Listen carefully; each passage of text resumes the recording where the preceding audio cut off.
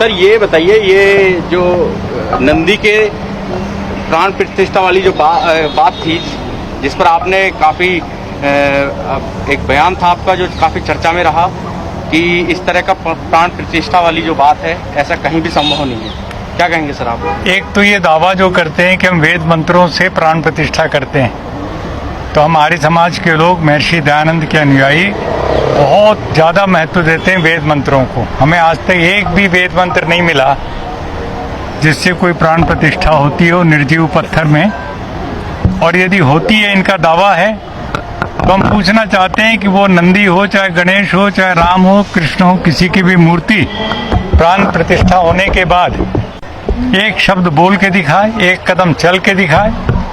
प्राण प्रतिष्ठा के तो कोई लक्षण है नहीं उसमें, तो निर्जीव पत्थर है, पाषाण है, और उस पत्थर को बना देते हैं भगवान, और उस भगवान की पूजा करके मनौती मनाते हैं उससे।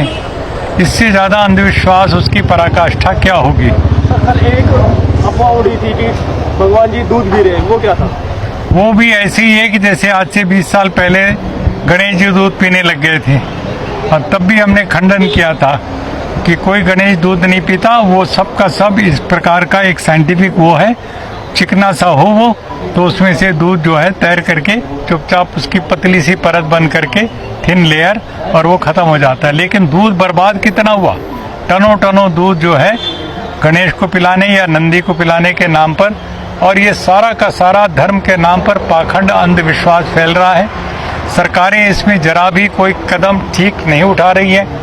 अभी 5 करोड़ के लगभग लोग कांवड़िए चल करके गंगा जल लेकर के और अपने अपने वहाँ चढ़ा रहे हैं। यहाँ तक कि मैंने देखा हमारे जो सत्यपाल सिंह जी हैं, जो अपने आप को आर्य समाजी होने का भी दावा करते हैं, वो पूरा महादेव में कल जल चढ़ा रहे हैं, ठीक है ना, अभिषेक कर रहे हैं अपना, वही जो कांवड़ियों के द्वारा किया जाता है उस तरीके से। मैं समझता हूँ कि ये सारा का सारा उनके ऊपर फूल बरसाना हेलीकॉप्टर से योगी आदित्यनाथ का, और इतना करोड़ों रुपए उनके इंतजाम में खाने पीने सिक्योरिटी वगैरह का करना, इसके बावजूद भी बहुत से कांवड़िए बेमौत मारे गए, बिजली के करंट से मारे गए, एक्सीडेंट में मारे गए। मुझे बहुत दुख है। लेकिन ये 5 करोड़ नौजवान यदि घर से निकलते हैं और इतना लंबा चौड़ा वो सफ़र तय करते हैं, उनकी आस्था कितनी, ऊर्जा कितनी है, उसका सदुपयोग क्यों नहीं होता? उनको पेड़ क्यों नहीं दिए जाते, पीपल के, बड़ के और किसी, ताकि वो पेड़ लगाएं। इस मौसम में पेड़ लगाने से का बहुत बड़ा पुण्य है, लाभ है, और वो हमारे पर्यावरण को भी ठीक करेगा। इस तरह का नशे के खिलाफ वो नारे लगाते हुए चलें, शराब बंद करने के बारे में। कई लोग तो खुद ही नशे में होते हैं। अब ये सब चीज़ों को यदि हम लोग उठाते हैं तो ये 5 करोड़ नौजवान देश में परिवर्तन ला सकते हैं, पैदल चलते हुए हरिद्वार से दिल्ली जयपुर तक जाएं। इस तरह से हमने आस्था का दोहन किया, अंधविश्वास फैला करके, जो हमारे संविधान के आर्टिकल 51 के खिलाफ है। आर्टिकल 51 कहता है कि जो वैज्ञानिक चिंतन है, साइंटिफिक टेम्पर, इसको बढ़ावा दो, और रिफॉर्म को दो, स्पिरिट ऑफ इंक्वायरी को दो, ह्यूमनिज्म को दो।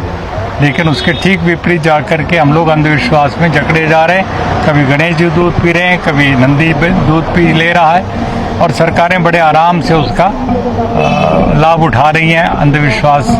और इसी एक वीडियो काफी वायरल हुआ है, आपने बात की कांवड़ यात्रा की, तो कांवड़ यात्रा में एक पत्रकार हैं जो ये पूछ रहे हैं कांवड़ियों से कि आप कौन हैं, किस जाति से हैं, तो उसमें ज्यादातर जो लोग थे जो कांवड़ लेकर आ रहे थे वो ज्यादातर ओबीसी समाज और SC/ST के लोग थे, यानी कोई भी उन कांवड़ियों में अपर कास्ट का उन्हें नहीं मिला। तो उन्होंने इस बात को काफी, वो सोशल मीडिया पर वायरल भी हुई, और ये बताने की कोशिश की कि जो कांवड़ का जो बोझ ढो रहे हैं वो कहीं ना कहीं SC और OBC समाज के लोग हैं, और जो इसके पैरोकार बने हैं वो आप जो इस पाखंड को पैदा कर रहे हैं वो ब्राह्मण समाज के लोग हैं। देखिए कि ब्राह्मण अर्थात जो चतुर चालाक समाज होता है ना, वो चाहे कोई भी कहीं से भी आए, वो इस तरह की भूमिका अदा करता है।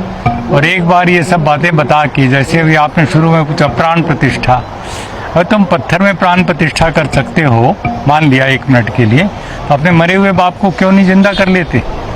ये झूठ क्यों बोल रहे हो इस तरह का? बड़े बड़े मंदिर क्यों बना रखे हैं? मंदिर में देवता भगवान नहीं होते, मंदिर, सबसे बड़ा मंदिर हमारा हृदय है, हमारी आत्मा है। उसमें परमात्मा सर्वव्यापक सर्वशक्तिमान निराकार विराजमान है। हमें कहीं बाहर जाने की जरूरत नहीं, अपने ईश्वर को ध्यान में करना है, उसके सत्य प्रेम करुणा के गुणों को अपने अंदर जाओ, ध्यान करो और अधिक सत्य की ताकत पैदा करो, न्याय की ताकत, और जो असत्य और अन्याय से टकराओ। ये है वेदों के अनुसार वैदिक जो अध्यात्म है, एकेश्वरवाद है, उसकी रूपरेखा। ऐसा न करके एक बिचौलिया बैठ जाएगा मंदिर में या चर्च में या गुरुद्वारे में या कहीं पर भी मस्जिद में, और वो बताएगा कि ऐसे अल्लाह का वो करना है, तो ऐसे खुदा का करना है, तो ऐसे गणेश जी का, ऐसे राम का। वो बिचौलियों ने एक तरह से कब्जा कर लिया है पूरे लोगों के दिल दिमाग के ऊपर, अंधविश्वास का सहारा लेके।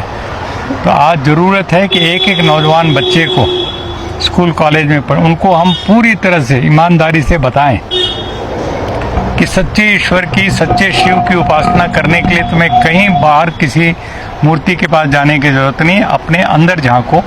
परमात्मा ने सबसे कीमती और सबसे सुंदर पवित्रतम मंदिर तुम्हें बना के दिया, तुम्हारा शरीर, ठीक है ना।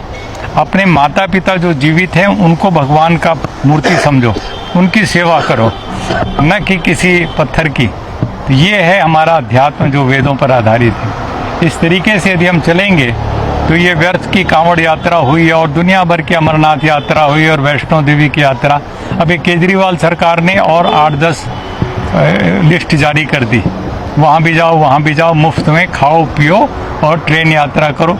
ये क्या है? सरकारों का काम यही रह गया है? हाँ, आपका काम है जनता को अच्छी शिक्षा, अच्छी चिकित्सा, अच्छी सड़क, अच्छी बिजली, ये सब चीज़ें मुहैया कराना, भ्रष्टाचार बेईमानी बंद करना। इस काम को तो नहीं करके आप ये अंधविश्वास का सहारा ले रहे हैं। तो इस तरह से जाया हो रही है हमारी पूरी एनर्जी जो है, और सभी सरकारें कर रही हैं, इसका मुझे बहुत दुख है। ये संविधान की भावना के ठीक विपरीत जा करके सब काम हो रहा है। जब लोग सत्ता में नहीं होते, विपक्ष में होते हैं, तो मुद्दों की बात करते हैं, और जब सत्ता है, सत्ता पक्ष पर मुद्दों से हटकर चलने की बात करते हैं। लेकिन जब सत्ता में होते हैं तो धार्मिक भावनाओं को लेकर सामने आ जाते हैं। तो ऐसा क्यों सर? क्या लगता है कमजोरी है ये जनता की? नहीं, जनता की बात नहीं है ये। जो नेतृत्व होता है राजनीतिक सामाजिक, उसकी जिम्मेदारी होती है कि उनको वो सही बातें बताए। जनता तो बहकाई जा सकती है किसी के द्वारा, वो रोजमर्रे की तकलीफों में इतने उलझे हुए हैं आम आदमी, उसको कोई इधर उधर बोले थी यहाँ देवता को पूजा करने तुम्हारा काम हो जाए, वो करने लग जाता है। लेकिन जो मिनिस्टर, चीफ मिनिस्टर और सरकारी तंत्र है, उसकी जिम्मेदारी है कि मीडिया की मदद से सच्चाई को फैलाए और झूठ और पाखंड अंधविश्वास को दूर करे। अब ऐसा करेंगे तो समाज का फायदा होगा।